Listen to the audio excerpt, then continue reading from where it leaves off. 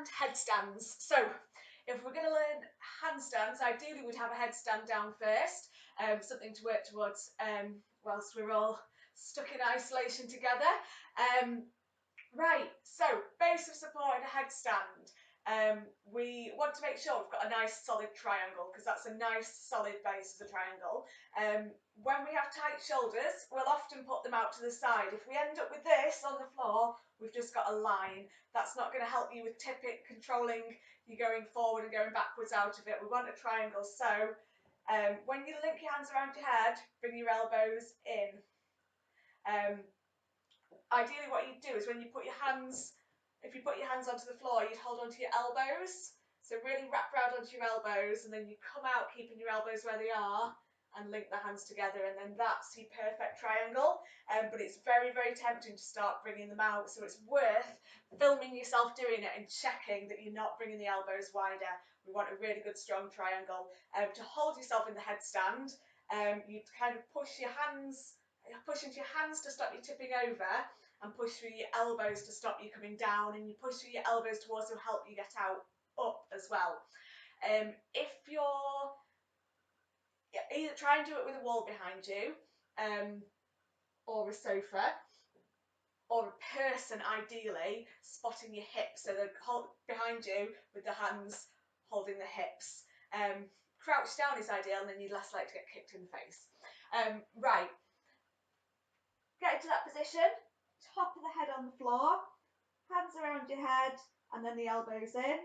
And then first of all, send the bum up into that kind of downward dog position. From here, start to bring the feet in and make sure the bum and the hips are coming up, and start to roll them back. So as you here, you're coming onto your toes and you're rolling back. And then as you roll back, you should feel more weight. Do a push through your elbows, feel more weight coming onto your elbows.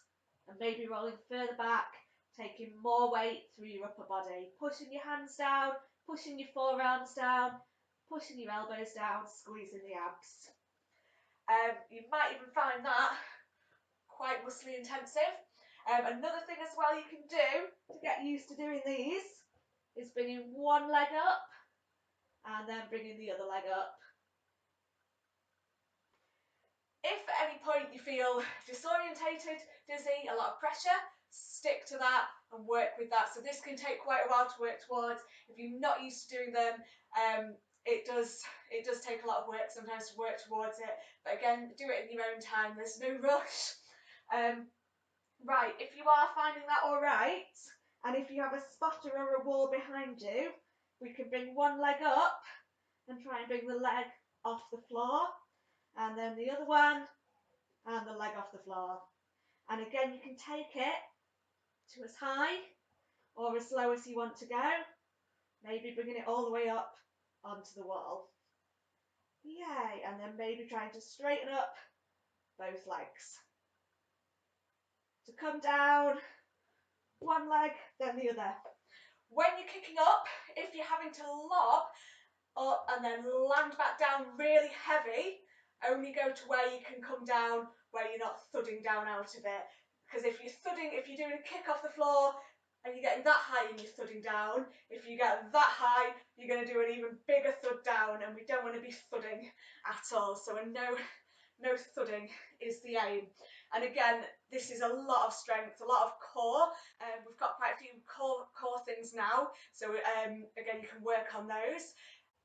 If we are managing to get up, we can also think about bringing it off the wall as well. So to bring it off the wall, or pole, or human, don't move your legs. You leave your legs where you are, you push through the elbows and squeeze the abs to bring it straight.